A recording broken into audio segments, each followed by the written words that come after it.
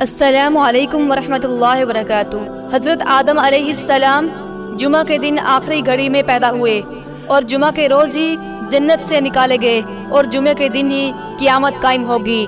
جب حضرت آدم علیہ السلام اور حضرت حوا علیہ السلام جنت سے نکالے گئے تو حضرت حوا علیہ السلام کو جدہ میں اور حضرت آدم علیہ السلام کو ہند میں اتارا گیا۔ حضرت آدم علیہ السلام ہند میں اترے، وہ اپنے ساتھ حجر اسود اور جنت کے خوشبودار پتے لے کر آئے۔ انہوں نے وہ پتے زمین میں پھیلا دیے، پھر اسی باعث خوشبودار درخت پیدا ہوئے۔ جنت سے نکلنے پر حضرت آدم علیہ السلام 70 سال کے تھے۔ اپنی غلطی پر وہ 70 سال تک روتے رہے اور اپنے بیٹے حابیل کے قتل پر 40 سال تک روتے رہے۔ اللہ تعالیٰ نے حضرت آدم علیہ السلام کو پیدا فرمایا تو وہ لمبے قد والے، بہت زیادہ سر کے بالوں والے تھے، گویا کہ وہ کھجور کا لمبا درخت تھے۔ جب انہوں نے پھل کھایا تو ان کا لباس اتر گیا۔ سب سے پہلے ان کے سامنے ان کی شرمگاہیں ظاہر ہوئی۔ جب انہوں نے اپنے ستر کو دیکھا تو جنت میں بھاگنے لگے۔ حضرت آدم علیہ السلام اور حضرت حوا علیہ السلام نے انجیر کے پتوں سے اپنے ستر کو ڈھانپا۔ ایک درخت نے انہیں بال پکڑ کر کھینچ لیا۔ اللہ تعالیٰ نے انہیں آواز دی، کہاں بھاگ رہے ہو؟ حضرت آدم علیہ السلام نے رحمان کا کلام سنا تو کہا، اے میرے رب، میں بھاگ نہیں رہا بلکہ مجھے تو حیا آ رہی ہے۔ اب اللہ تعالیٰ نے 2 فرشتوں کو حکم دیا، آدم اور حوا کو اس کے جوار و پڑوس سے جدا کر دیں۔ تو جبرائیل علیہ السلام نے ان کے سر کا تاج اتارا اور میکائیل علیہ السلام نے ان کی پیشانی سے موتیوں سے بنا پٹکا اتارا اور انہیں ایک ٹہنی پر لٹکا دیا۔ انہوں نے سر جھکا کر اللہ تعالیٰ سے معافی مانگی تو اللہ تعالیٰ نے فرمایا، ایسی حالت میں نیچے اتر جاؤ، تم باہم ایک دوسرے کے دشمن ہو، تمہارے لیے زمین میں رہنے کی جگہ اور ایک وقت تک فائدہ اٹھانا ہے۔ اس آیت میں خطاب حضرت آدم علیہ السلام اور ابلیس کو ہے۔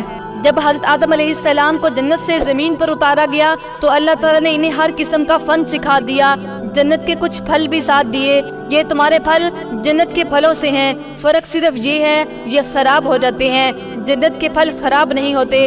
حضرت آدم اور حوا علیہ السلام کو اکٹھے عریاں حالت میں زمین پر اتارا گیا۔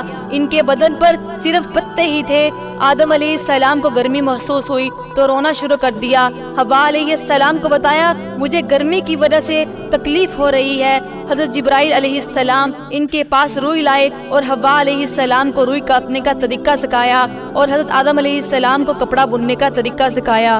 بخاری و مسلم میں حضرت ابو ہریرہ رضی اللہ عنہ سے مروی ہے، حضرت آدم علیہ السلام پیدا ہوئے تو ان کا قد 60 ہاتھ تھا۔ اب تک ان کی اولاد میں مسلسل کمی ہو رہی ہے۔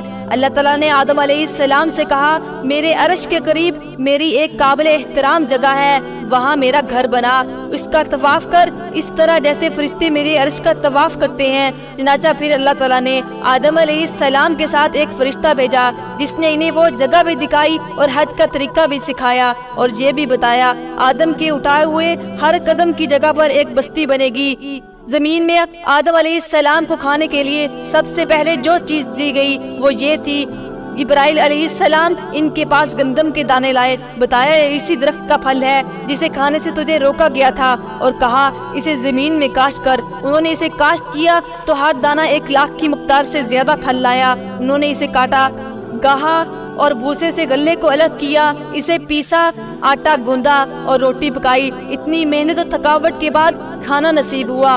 اللہ تعالیٰ کا یہ فرمان اسی بارے میں ہے، وہ شیطان تمہیں جنت سے نکلوا نہ دے کہ پھر تم مشقت میں پڑ جاؤ۔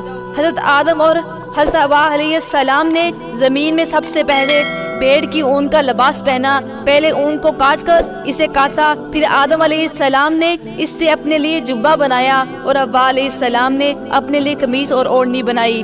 جب اللہ تعالیٰ نے آدم علیہ السلام کو پیدا کیا تو اس کی پشت کو چھو کر قیامت تک ہونے والی اس کی تمام اولاد نکالی، اس کے سامنے پیش کی۔ آدم علیہ السلام نے دیکھا ان میں ایک روشن چہرے والا شخص ہے تو پوچھا یہ کون ہے؟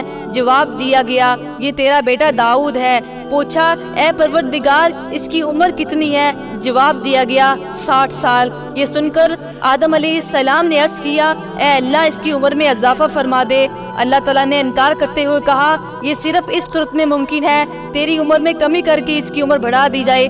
آدم علیہ السلام کی عمر 1000 سال تھی تو ان کی عمر میں سے 40 سال نکال کر داؤد علیہ السلام کی عمر بڑھا دی گئی۔ یہ بات لکھ لی گئی، اس پر فرشتوں کا گواہ بنا لیا گیا۔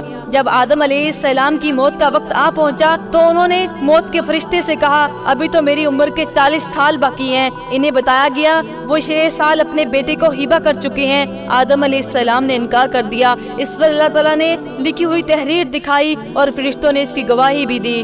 آدم علیہ السلام کی وفات کے وقت اپنے بیٹوں سے مخاطب ہو کر کہا میں جنت کا پھل کھانا چاہتا ہوں۔ وہ پھل لینے نکلے تو راستے میں فرشتوں سے ملاقات ہوئی۔ فرشتوں کے دریافت کرنے پر انہوں نے جواب دیا ہمارا باپ بیمار ہے، وہ جنت کا پھل کھانے کی خواہش رکھتا ہے، ہم اسی کے لیے نکلے ہیں۔ فرشتوں نے کہا واپس چلو، تمہارے باپ کی زندگی پوری ہو چکی ہے۔ فرشتے آئے تو حوا علیہ السلام نے انہیں پہچان لیا، آدم علیہ السلام کے ساتھ چمٹ گئی۔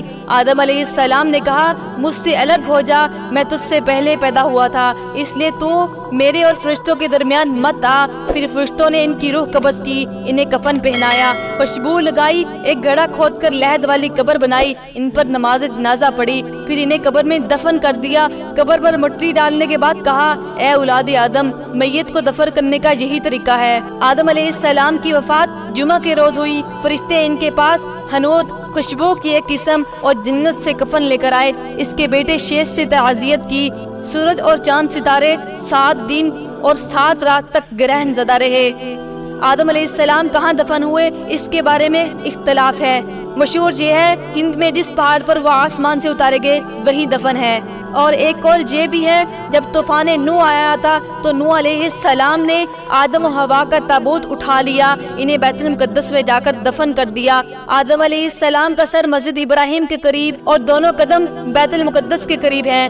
آدم علیہ السلام کی وفات کے 1 سال بعد حضرت حوا علیہ السلام بھی وفات پا گئیں۔ جب حضرت آدم علیہ السلام فوت ہوئے تو 7 دن تک مخلوق ان پر روتی رہی۔ آدم علیہ السلام کی وفات کے بعد تمام معاملات کی ذمہ داری شیش علیہ السلام نے سنبھالی۔ حدیث کے مطابق وہ بھی نبی تھے۔